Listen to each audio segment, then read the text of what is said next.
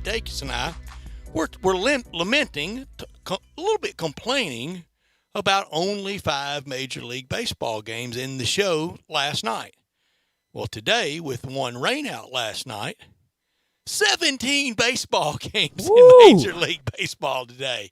Get you some of that, and we will keep up with all of that. I love people talk about a slow time of the year. Are you kidding me? Slow time of the year, 17 baseball games, summer league going on. Zaire Smith makes his debut last night, and yesterday afternoon, Desmond Bain has a big game. We've got the Tiger basketball schedule for non-conference games out, Tiger football practice going on, college football practice everywhere in the area going on, NFL going on. Sam Ellinger in at quarterback with the Colts. We're going to talk a lot of NFL today. Slow time of the year, please. That's slow brains talking. When you hear people saying slow time of the year, I mentioned Bryant Dacus. He is producing and co-hosting today with the absence of Dave Woloshin and Gabe Kuhn, both out this week, both back next week. We'll take you until 6 o'clock today, and we want you to be a big part of it. You can talk about the college football preseason rankings. How much does that matter? Not much, except for the fact in the last few years in college football, the preseason ranking has pretty much nailed it. It's been really close those years. For the crowd that says college football rankings doesn't matter, how about this nugget? In the last 7 of the last 10 national champs were ranked number 1, 2, or 3. That also speaks to really how very predictable that college football has become. The predictability of college football is really nothing new. I can pretty much tell you over the next 20 years of college football, if you give me 7 to 10 teams, I can tell you who's going to win those titles through those years. It really has historically been like that. You go back, maybe the split national championship with Georgia Tech and Colorado that year, and for sure BYU in, 84. Everything else over the last 50, 55 years of college football, there's not anybody in there and go, they won a college football national championship. And really, the same can be said when you get to March for college basketball. Yes, surprise teams get to the Final Four. Your Butler, your George Mason, your VCU, your Loyola. Not once but twice here in the last few years. Loyola Chicago won it in 63, a long time ago. But you go through, especially since the Tigers playing in the finals in 1973, and that was the first Saturday, Monday Final Four. NBC doing the game, Kurt Gowdy with the call that Monday night. Really, in that time, that's that's almost 50 years. There hadn't been a surprise team. Maybe Villanova getting that one in 85, and then they back it up not once but twice with Jay Wright. So how big a surprise is it?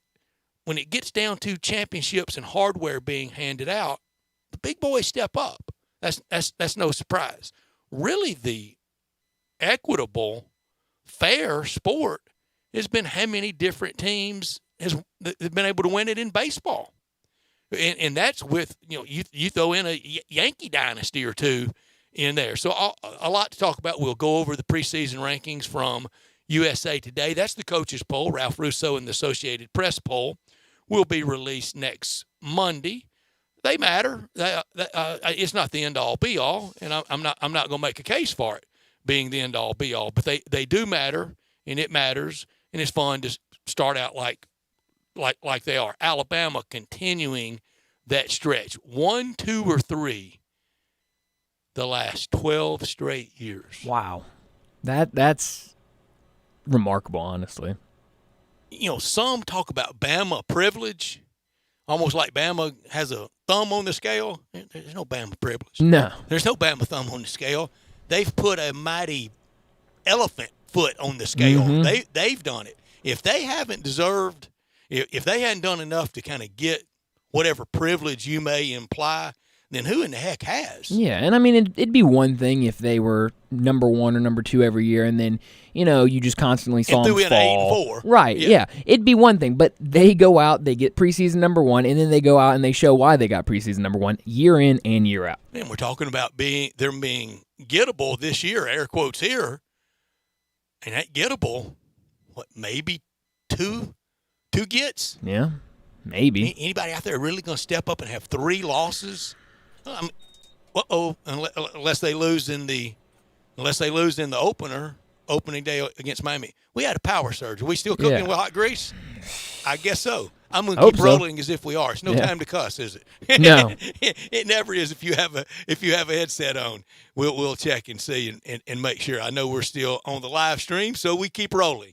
We've got a lot to talk about today. We will visit with Daryl Smith, our last visit of the year with Daryl, from the executive director of the WGC FESJI. He comes up at 3:30 in his 3:30 spot over but we get inside about 5 weeks from the tournament, and Daryl's great with us and great to us, great to everyone, and he's great with his time. We'll put a ribbon on 2021, the third and final WGC FESJI, and start looking to next year at 4 o'clock. At 3:45, we'll talk a lot of NFL and college football. We'll go over the polls and look at some of the teams. We'll go through and try to find the team that does not matter, which one really stands out. What are they doing in there? Be ready for that, Bryant.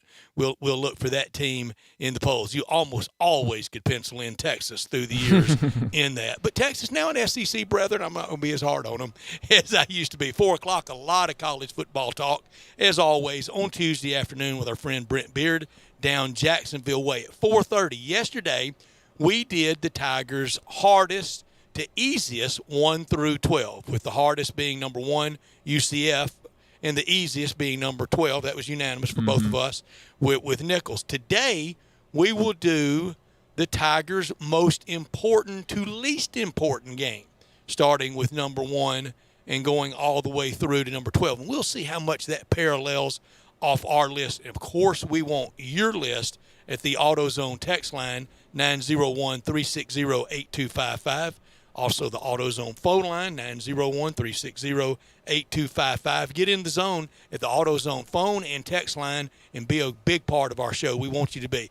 So we do that at 4:30. We'll want your list. We'll also jump in there and tell us the outlier in the top 25. Who doesn't belong in there? Anybody think Ole Miss doesn't belong at 25? Are we really going to throw down over who's 25? I'm not ready to. No.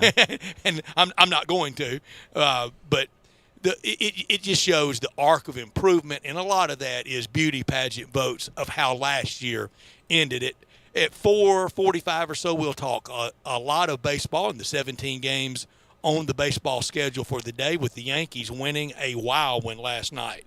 Nothing shaking but the leaves on the trees, and then crazy happened. They had 4 blown saves in a game they won. Clip that box score. And save that one. I'll be honest. I watched the beginning of the game, saw them get a lead. I did too. And then I changed the channel. I gave up on it. It wasn't doing much for me. And one of the fun games of the year, I thought, and every night I watch the Major League Baseball teams, and I see kind of for me who wins the traditional uniform battle for the night. Last night, Kansas City and the Yankees looked great, didn't they? Of course, the Yankees, they have 2 looks. They have the home pinstripes and the road grays. That's it. They have 1 hat, 2 uniforms, kind of the way it should be. But anyway, I digress. The Royals, they can get a little goofy with the pitching, with the batting practice tops at times. But last night, they had the traditional white uniforms on at home for the Royals. They look good. I think Mike Matheny's doing a good job in Kansas City. Bryant, you're a hardcore baseball fan. A young hardcore baseball fan. How do you consume box scores? Because it was just part of my baseball brain forming, pouring through box scores in a newspaper. Do you consume them online on your phone? Yeah, I look at them fairly often. Are you a box score junkie? I wouldn't call myself a box score junkie. That may be a good thing. For the Redbirds, I kind of have to be. Tim Kirk, he clipped everyone and would glue them to a page in a spiral notebook for like 40 years. Wow. Yeah. Yeah, I'm not that big. Yeah. I'll look at them. Like, if there's something that I think needs to be looked at, like Eloy Jimenez, the past 2 nights, he's gone 5 of 8 with 4 home runs. What about the chain he's wearing? Woo! That's bigger than some of the gold medals handed out in Tokyo, isn't it? Yeah. And so I'll look at it at a lot some points when stuff like that happens, or I want to see, what a pitching staff did, something like that. But I'm not in there every day looking at each, we have 17 games tonight. I'm not going to wake up tomorrow morning and go through all 17. Probably good for you. Yeah. I probably spent too much of my life pouring through box scores. Have you learned how to find who made the last out in a box score yet? I just learned it a few years ago, and it was the new toy for me. I would come in every day and tell Rob Fisher, so-and-so, and Rob would look at me. I only knew that like 15 years ago. It took me a long time to figure that out. How do you find it? I'll have to show you during the break. It's easier to show than to explain it. 5 o'clock, we talk NFL with Bo Marchant. He spent a lot of last week in Canton for all the Pro Football Hall of Fame ceremonies and the game last Thursday night and the induction of the 2 classes, the big class on Saturday night for 2020 and then the Sunday night class that Peyton Manning was a part of for 2021. We will visit with Bo. We'll also rank our AFC South quarterbacks. I gave you that assignment, didn't I? You did. Okay, so you have your list? I have my list. Already we will do AFC South quarterbacks. 1 and 2 is about the only story there. We'll go over that, and then at 5:30 we'll catch up on what's trending from around sports, look at the baseball scoreboard, and see what other news might be out there, and then we'll wrap it up at 5:45 with Taco Bell Crunch Time. Again, at the AutoZone phone and text line, you can be a part of this show at 901-360-8255. We want you to be a big part of that. We'll have that Tiger list. I'm ready for Tiger football, but today, really big news about the Tiger basketball schedule out there. 11 games, non-conference, all set, starting with an October 24th exhibition. October 24th. That is really early. That's so early. College basketball, Midnight Madness, Memphis Madness, whatever, Big Blue, whatever madness you used to have, that was an October 15th thing. The idea of a game being played, there a long time ago, once upon a time, most people, and it's a long time ago, but most people, opening real game that counted was around Thanksgiving. Yeah. Sometimes around the 1st of December, even the week. Wow. Now that changed in the 80s to moving up to about November 20th, and then it's just been mission creep all the way through. This year, the Tigers' first game that will count after 2 exhibition games against Lemoyne-Owen on a Sunday afternoon, which that tells me the Grizzlies schedule also is they know the Grizzlies schedule. Oh, yeah. If the Tigers could let this fly, the Grizzlies schedule is pretty set.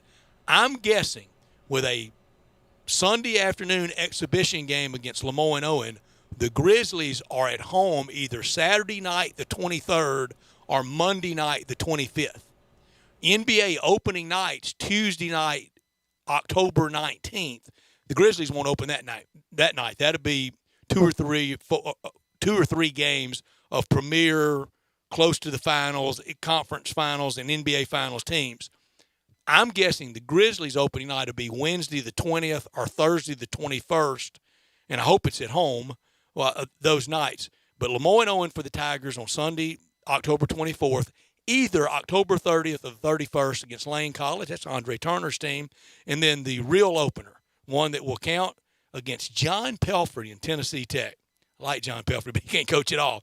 November 13th against North Carolina Central. November 16th against Travis Ford and the St. Louis U Billikens. November 19th, payback in order this year against Rick Stansberry in Western Kentucky. And then off to Brooklyn against Virginia Tech. We know that much. And then they'll either get Iowa State or Xavier. And then on the first Saturday of December, that Saturday, December 4th, at Ole Miss, either Saturday, December 10 or 11. That's some scratch outs there for the Grizzlies. They're holding some dates. Mm-hmm. Home against Murray State. December 14. We had this question yesterday. I had it. I had it explained to me both ways. Where will the Alabama game be? Coleman Coliseum in Tuscaloosa or here? It's going to be here in Memphis, December 14 against Alabama. That is a big game. Alabama right there last year will be right there this year. What night of the week is that on? That is on a Tuesday night, December 14th.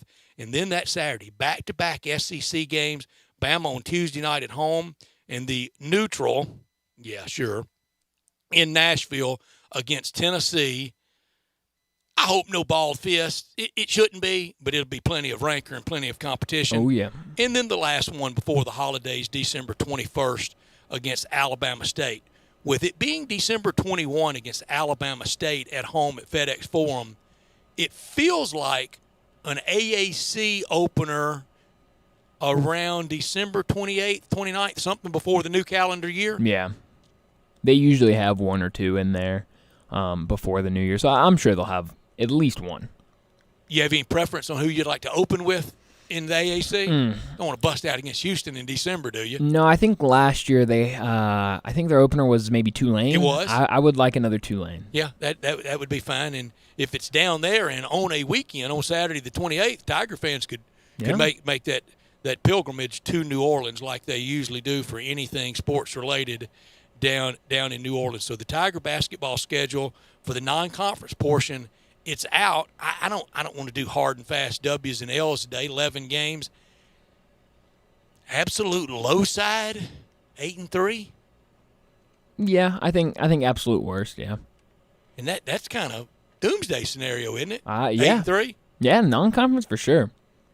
We know what the ceiling is. 11-0. Yeah. Then that would be too much to put on anyone. I'm not expecting that. Just somewhere in that, I'll go loss hunting just because not that I'm any preference that I'm pulling against, but just somewhere in there will be a loss or two on it.